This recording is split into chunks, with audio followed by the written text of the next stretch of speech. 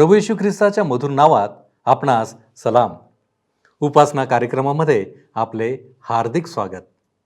प्रियांनो, आपण देवाची स्तुती करूया, कारण आज नवीन करारातील प्रेषितांचे कृत्ये या पुस्तकाचा आपण अभ्यास सुरू करणार आहोत. चारही शुभवर्तमान आपल्याला येशू ख्रिस्ताबद्दल शिकवण देतात. येशूने लोकांनाही शिक्षण दिले आणि शिष्यांनाही शिक्षण दिले. पुनरुत्थानानंतर येशूने 40 दिवस दर्शन दिले आणि नंतर त्याचे स्वर्गारोहण झाले. येशूच्या शिष्यांनी नंतर पुढे काय केले? त्यांना पवित्र आत्मा कसा मिळाला? पवित्र आत्म्याने कसे कार्य केले? ख्रिस्ताच्या प्रेषितांना कसे सहाय्य मिळाले आणि त्यांनी सुवार्ता कशी गाजवली? या सर्व गोष्टींचा वृत्तांत आम्हाला या पुस्तकात सापडतो. अनेक गोष्टी शिकण्याचे भांडार असे हे पुस्तक आहे. तर मग चला प्रियांनो, आपण आपल्या अध्ययनाची सुरुवात करूया. श्रोत्यानो, आज आम्ही नवीन करारातील प्रेषितांची कृत्ये हे पुस्तक सुरू करीत आहोत. प्रथम ह्या पुस्तकाचा परिचय करून घेऊया आणि त्यानंतर पहिल्या अध्यायाची काही वचने आपण अभ्यासूया. कधीकधी प्रेषितांच्या कृत्याच्या पुस्तकाला 5वे शुभवर्तमान असे संबोधण्यात येते, कारण ह्यात लुकृत शुभवर्तमानातील पुढील गोष्टींचा पुढचा भाग आहे. वैद्य लूक ह्या पुस्तकाचा लेखक आहे, कारण तो प्रेषितांची कृत्ये पहिला अध्याय आणि 2ऱ्या वचनात म्हणतो, त्या दिवसापर्यंत त्याने जे जे करावयास व शिकवावयास आरंभिले होते त्या सर्वांविषयी मी पहिला ग्रंथ केला. श्रोत्यानो, लूकाबद्दल आम्हाला, अर्थात या पुस्तकाच्या लेखकाबद्दल आम्हाला फार थोडी माहिती मिळते. कलसीकरास पत्र 4था अध्याय 11 आणि 14 वचनांवरून आम्हाला कळतं की लूक एक अन्य जातीतला होता. आणि जर हे खरे आहे तर बायबलच्या सर्व लेखकांमध्ये हाच एक लेखक अन्य जातीतला होता. युसेबियस म्हणतो की लूक अंत्योकिया येथील रहिवासी होता, तर सर विल्यम रामसे, जे पवित्र शास्त्राचे एक फार महान विद्वान अभ्यासक आहेत, ते म्हणतात की तो फिलिपीचा राहणारा होता. तो एक वैद्य अर्थात डॉक्टर होता. सगळ्यात प्रथम तो आम्हाला पहिल्यांदा प्रेषितांची कृत्ये 16वा अध्याय आणि 10व्या वचनात पौलाला त्रोसापासून फिलिपेला आणताना आढळतो. तो फिलिपे येथील पहिले 6 वर्षे मंडळीत पुढारी होता आणि नंतर पुन्हा पौलाला जाऊन मिळाला. सर विल्यम रामसे लुकृत शुभवर्तमानाचा सर्वदृष्टीने साधक बाधक टीकात्मक अभ्यास करून असे लिहितात की ह्या पुस्तकाचा लेखक हा अर्वाचीन व प्राचीन महान प्रसिद्ध असा इतिहासकार होता. प्रेषितांची कृत्ये हे पुस्तक अनेक दृष्टिकोनातून महत्त्वाचे आहे. शुभवर्तमाने व पत्रे ह्यामधील हे पुस्तक एक दुवा आहे. ह्यामुळे ही जोडल्या गेली आहेत. जर श्रोत्यानो हे पुस्तक मधातून काढले तर एक न भरणारी दरी निर्माण होईल. डॉक्टर हॉसन म्हणतात की जर हे पुस्तक मधातून काढले तर त्याच्या ऐवजी भरपाई करण्यास दुसरे तोलामोलाचे पुस्तक नाही. मत्तेकृत शुभवर्तमानात येशूविषयी लिहिण्यात आलेली शेवटली वास्तविकता त्याचे पुनरुत्थान आहे, जे प्रेषितांची कृत्ये पहिल्या अध्यायात नमूद करण्यात आले आहे. मार्क कृत शुभवर्तमानात येशूचे शेवटले कार्य नमूद करण्यात आले आहे, ते म्हणजे त्याचे स्वर्गारोहण, ज्याला प्रेषितांची कृत्ये ह्याच्या पहिल्या अध्यायात लिहिण्यात आले आहे. लुकृत शुभवर्तमानात पवित्र आत्म्याच्या अभिवचनांची वास्तविकता नोंदण्यात आली आहे व ते सुद्धा प्रेषितांची कृत्ये पहिल्या अध्यायात नमूद करण्यात आले आहे.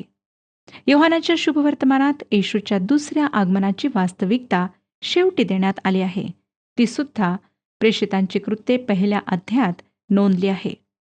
जणू काय 4 शुभवर्तमाने जर एका नसराळ्यातून ओतली तर खाली असलेल्या भांड्यात प्रेषितांची कृत्ये ह्याचा पहिला अध्याय साठेल.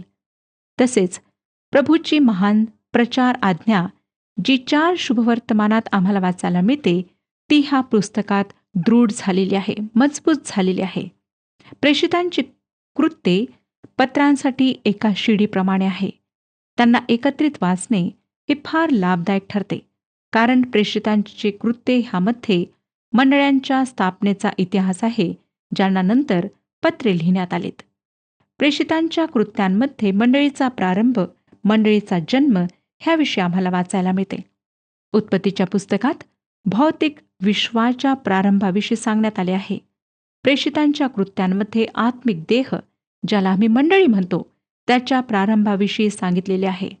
ह्या पुस्तकाचे शीर्षक 1 अध्याय आणि 8व्या वचनात आम्हाला वाचायला मिळते. वाचूया श्रोत्यानो, प्रेषितांची कृत्ये 1 अध्याय आणि 8वे वचन.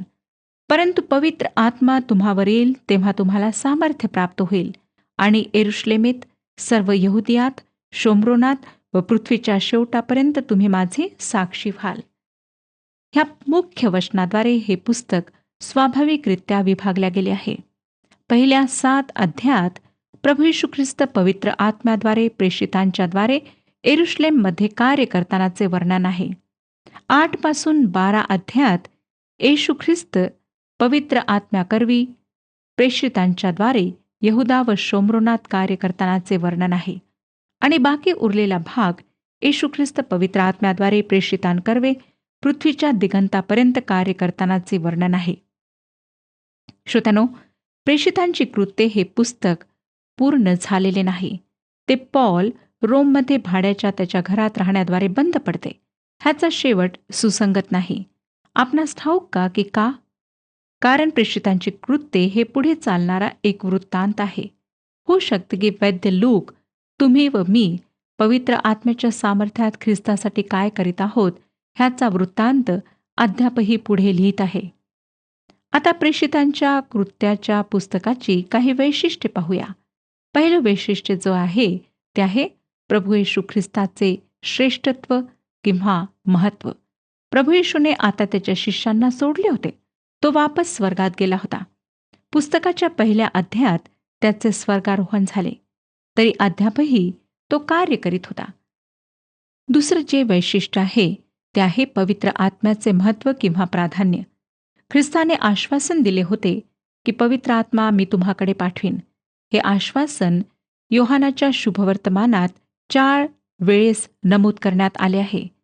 एक तर 7वा अध्याय 37 ते 39 वचने, 14वा अध्याय 16 आणि 17 वचने, 20वा अध्याय 22 वचन आणि नंतर 1 अध्याय 33 वचन. हेच आश्वासन प्रेषितांची कृत्ये 1 अध्याय आणि 8व्या वचनामध्ये देण्यात आले आहे. मी व आपण पवित्र आत्म्याच्या युगात राहत आहोत. ह्या युगाचे महत्त्वाचे सत्य म्हणजे प्रत्येक विश्वासणाऱ्यांमध्ये पवित्र आत्मा वास करतो. हे एक महान सत्य आहे. तिसरं जे वैशिष्ट्य आहे ते आहे मंडळीचे सामर्थ्य. मंडळी सामर्थ्यवान आहे आणि अर्थातच हे परमेश्वराच्या पवित्र आत्म्याचे कार्य आहे.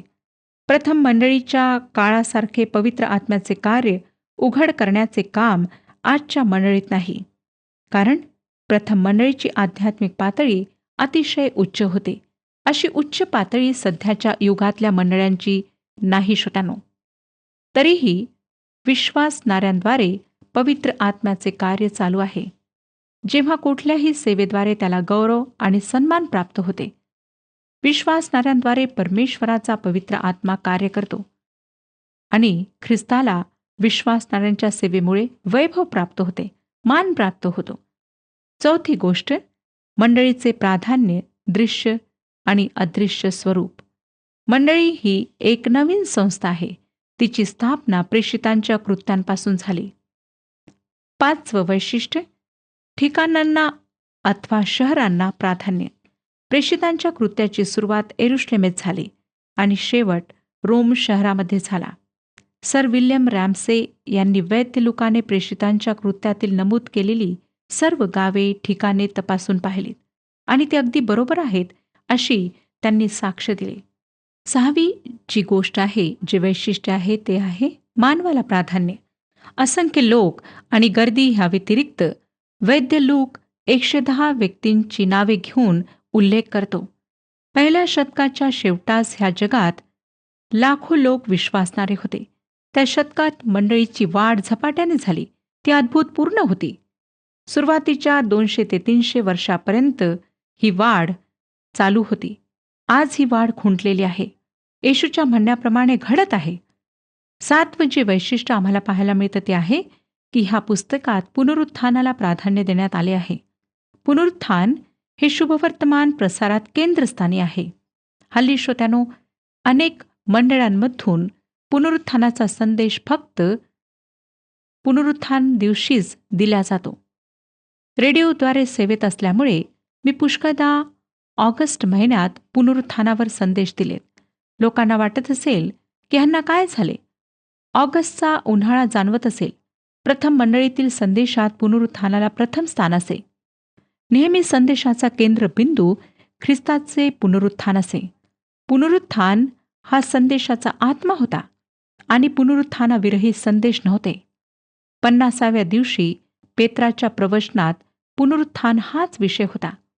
त्याने स्पष्ट केले की जे काही घडत आहे त्याचे कारण म्हणजे ख्रिस्त आता देवाच्या उजव्या बाजूला बसला आहे आणि पवित्र आत्मा कैवारी म्हणून पृथ्वीवर त्याने पाठवला आहे. पौलाच्या प्रवचनात सुद्धा पुनरुत्थान केंद्रस्थानी आढळते. नंतर 8वं वैशिष्ट्य जे आहे ते आहे विशेष प्राधान्य. प्रथम भागात पेत्राला तर शेवटल्या भागात पौलाला प्राधान्य देण्यात आले आहे. काही शिष्यगणांना आश्चर्यकारक रीतीने गाळण्यात आले आहे. मला पूर्ण खात्री आहे श्रोत्यानो की ह्या दोघांच्या सेवेवर अधिक जोर देण्यासाठी देवाजवळ उत्तर आहे. ह्या दोघांची प्रचंड अशी प्रचारशक्ती होती. त्याला काही मानवी कारणे आहेत. वैद्य लूक ह्या दोघांच्या सेवेशी अधिक निगडीत होता. पौलाचा सहकारी होता. काही लोक म्हणतात पेत्र व पौल ह्यांच्यात काही मतभेद होते. परंतु मला अगदी ठामपणे असं वाटतं की वैद्य लूक, पेत्र व पौल एकत्र आलेत व त्यांनी चर्चा केली. एकमेकांशी सखोल व स्पष्टपणे ते बोललेत. नंतर पुस्तकाचे नाव अर्थात शीर्षक, ह्या ऐतिहासिक पुस्तकाला योग्य ते शीर्षक कोणते असावे ह्या बाबतीत नेहमीच समस्या राहिली. पवित्र शास्त्र सांगते प्रेषितांची कृत्ये. कॉडेस वेटिकन व RSV भाषांतर म्हणते प्रेषितांची कृत्ये. रॉबर्ट ली म्हणतात वर उचललेल्या व गौरव झालेल्या देवाची कृत्ये. आफ्रिकेच्या बांटू भाषेत झालेल्या भाषांतरात ह्याला कृत्याबद्दलची शब्दवाक्ये हे शीर्षक देण्यात आले आहे. मला असं वाटतं श्रोत्यानो की जे प्रमुख वचन आहे त्यावर आम्ही थोडा विचार करावा. गुरुकिल्ली ती प्रथम अध्यायातच आहे. 1ल्या व 2ऱ्या वचनामध्ये ही गुरुकिल्ली आम्हाला वाचायला मिळते.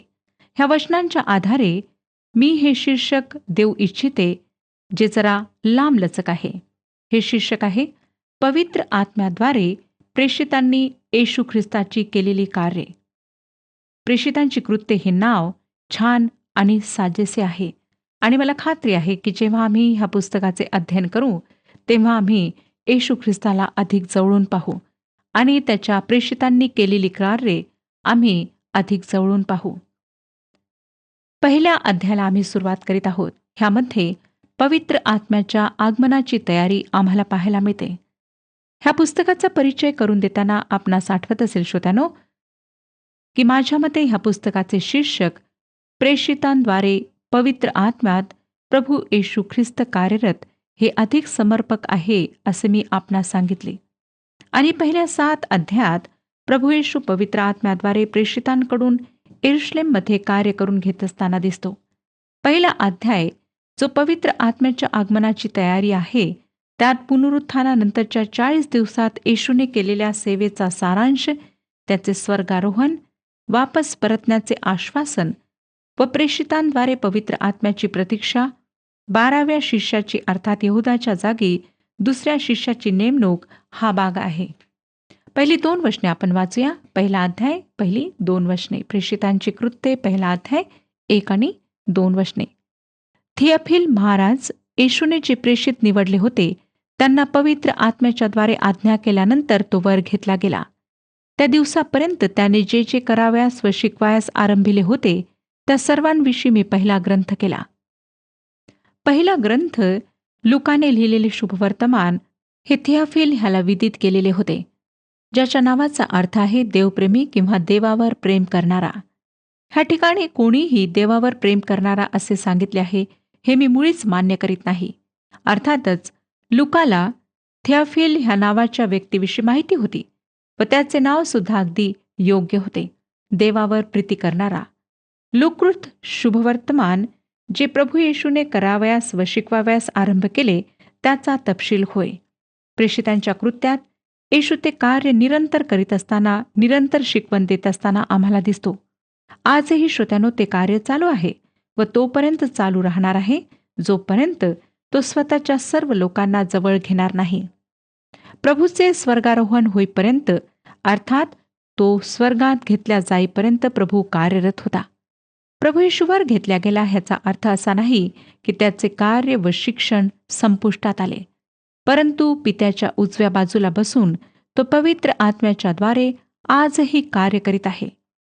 ज्या प्रकारे सैन्यांमध्ये एका सैनिकाकडून दुसऱ्या सैनिकाकडे आज्ञा किंवा ऑर्डर दिल्या जाते, तसेच येशू ख्रिस्त आपली आज्ञा, आपली इच्छा पवित्र आत्म्याला सांगतो आणि पवित्र आत्मा त्याप्रमाणे प्रेषितांच्या द्वारे कार्य करतो. जेथे कुठे तुम्ही व मी आहोत तेथे तो कार्य करीत आहे. येथे हे फार महत्त्वाचे विधान करण्यात आले आहे. पुनरुत्थानानंतर येशूचे 40 दिवस कार्य चालू होते. डॉक्टर लूक आपल्या ठराविक वाक्यांपैकी एक वाक्य ह्या ठिकाणी वापरत आहेत. ते 4थ्या वचनापर्यंत आहे. पहिला अध्याय 3रं वचन पहिले वाचूया. मरण सोसल्यानंतरही त्याने त्यांना पुष्कळ प्रमाणांनी आपण जिवंत आहो हे दाखविले. 40 दिवसपर्यंत तो त्यांना दर्शन देत असे व देवाच्या राज्याच्या गोष्टी सांगत असे. त्याने अर्थात प्रभू येशू ख्रिस्ताने दुःख सहन व मृत्यूनंतर अनेक अचूक पुराव्यांद्वारे जिवंत असल्याचे ह्या शिष्यांना पटवून दिले. पुनरुत्थानानंतर त्याने 10 वेळा स्वतःला ह्या लोकांसमोर प्रकट केले आणि ह्याचे लिखित पुरावे आम्हाला सापडतात. पुनरुत्थानानंतरची सेवा जी त्याच्या दर्शनाद्वारे प्रकट झाली ती त्याच्या 3.5 वर्षाच्या सेवे ज्याच्याविषयी शुभवर्तमानात लिहिले आहे त्यापेक्षा ख्रिस्ती लोकांकरिता अधिक महत्त्वाचे आहे. एक छोटे पुस्तक रिकामी कबर जे मी वाचले त्यात ख्रिस्ताच्या पुनरुत्थानानंतरच्या कार्याचे वर्णन आहे. पॉल करिंथकरास दुसरे पत्र 5वा अध्याय आणि 16व्या वचनात लिहितो. करिंथकरास दुसरे पत्र 5वा अध्याय आणि 16वे वचन. तो म्हणतो, तर मग आतापासून आम्ही कोणाला देहदृष्ट्या ओळखीत नाही, आणि जरी आम्ही ख्रिस्ताला देहदृष्ट्या ओळखले होते तरी आता ह्यापुढे त्याला तसे ओळखीत नाही. अर्थात आम्ही त्याला देहरूपात पाहिलेले नाही, पण आम्हाला तो गौरवात असलेला माहीत आहे. आता ह्या क्षणी तो तेथे आहे, तो सत्य आहे. अनेकदा हे सत्य मंडळी विसरून जाते, होय ना श्रोत्यानो?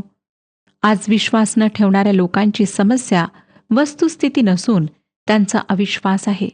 सत्य तर प्रगट झालेले आहे. इतिहासात होऊन गेलेल्या अनेक लढाया व महान पुरुषांविषयीचे जे पुरावे आहेत त्यापैकी 10,000 गुणा अधिक गुणा पुरावे प्रभू येशूच्या मृत्यूचे आणि पुनरुत्थानाचे आहेत. तरी ह्या सर्व गोष्टींवर आमचा विश्वास नाही असे म्हणणारे लोक आहेत. समस्या कुठे आहे? समस्या आमच्या अंतःकरणात आहे.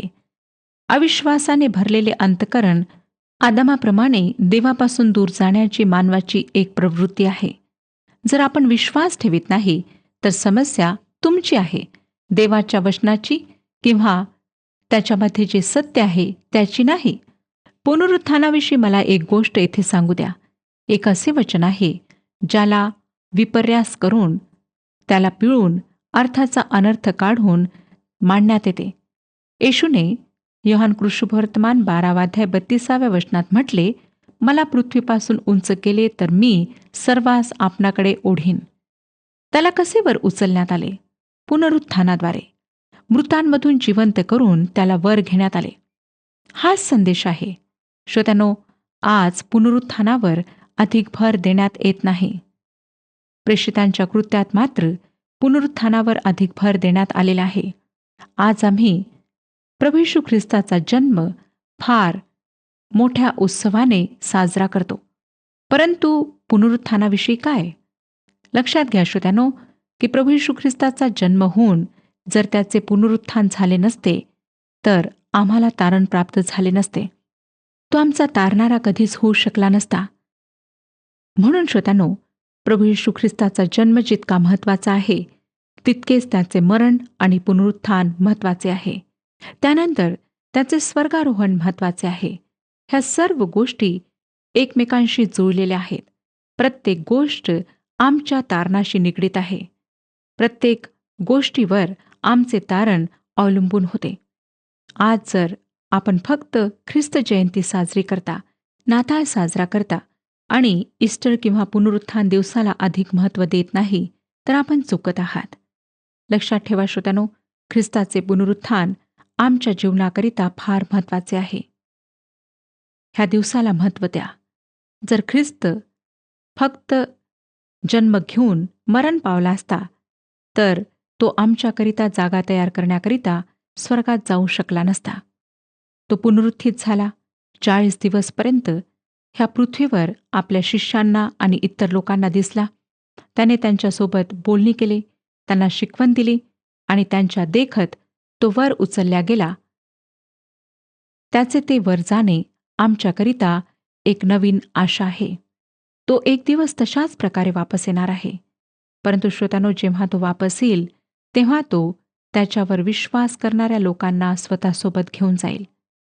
त्याचे पाऊल ह्या पृथ्वीवर पडणार नाही, परंतु त्याच्यावर विश्वास ठेवणारे लोक हवेमध्ये त्याला मिळतील. त्यांची भेट होईल. परंतु एक दिवस तोच प्रभू येशू ख्रिस्त एका न्यायाधीशाच्या रूपात ह्या पृथ्वीवर येईल. त्यावेळेला आपण पश्चाताप करू शकणार नाही. जरी आपण पश्चाताप कराल, तरी त्या पश्चातापाचा काहीच फायदा होणार नाही. कारण श्रोत्यानो, त्यावेळेला तो तारणारा नाही, परंतु एक न्यायाधीश म्हणून येणार आहे. आज जेव्हा परमेश्वर आपणाला संधी देत आहे, तेव्हा आपल्या पापांबद्दल विचार करा. त्या पापांची क्षमा मागा, त्या पापांची कबुली द्या आणि प्रभू येशू ख्रिस्तावर तारणारा म्हणून विश्वास ठेवा. त्याने वधस्तंभावर जे रक्त सांडविले, प्रभू येशू ख्रिस्ताने वधस्तंभावर जे रक्त सांडवले, त्या पवित्र रक्ताच्या द्वारेच आपले सर्व पापे धुतल्या जाऊ शकतात. श्रोत्यानो, आमच्या कुठल्याही प्रयत्नांनी किंवा उपायांनी ते शक्य होऊ शकत नाही. आज आम्हाला दिसतं की मानव पापांपासून मुक्ती प्राप्त करून घेण्याकरिता अनेक प्रयत्न करीत आहे, अनेक उपाय करीत आहे. परंतु मानवाचे सर्व प्रयत्न व्यर्थ आहेत. तारण फक्त प्रभू येशू ख्रिस्तच देऊ शकतो. आज त्याच्या पवित्र हातात आपले जीवन समर्पित करा आणि त्याच्याद्वारे तारण प्राप्त करून घ्या. परमेश्वर ह्या विषयामध्ये आपले मार्गदर्शन करो आणि आपल्याला आशीर्वाद देऊ. प्रियानो, आपल्या लक्षात आले असेल की येशूच्या पुनरुत्थानानंतर त्याच्या शिष्यांनी पुढे चालू ठेवलेले कार्य म्हणजेच प्रेषितांची कृत्ये. मंडळीची सुरुवात आणि वाढ या काळापासून झालेली दिसते. विशेष म्हणजे ख्रिस्ताने अभिवचन दिल्याप्रमाणे पवित्र आत्मा शिष्यांना मिळाला आणि त्याचे कार्य त्या काळात सुरू झालेले दिसते. प्रियानो, प्रत्येक विश्वासणाऱ्याला अधिक बळ देणारे असे हे पुस्तक आहे आणि प्रेषितांनी या जगाचा समारोप घेऊनही हे कार्य संपलेले नाही, तर ते अखंड चालूच आहे. काय या सुवार्तेच्या कार्यात आपण सामील आहात? काय आम्ही येशूने दिलेल्या आशेवर जगणारे आहोत? आपण आत्मपरीक्षण करूया. आपण प्रार्थना करू. आमच्यावरती प्रीती करणाऱ्या आमच्या महान प्रेमळ परमेश्वरा, प्रभू येशूच्या द्वारे तो आम्हाला खंडून विकत घेतलेला आहेस आणि त्या प्रभू येशू ख्रिस्तानी आम्हाला आज्ञा दिली की जाऊन सर्व सृष्टीला सुवार्तेची घोषणा करा.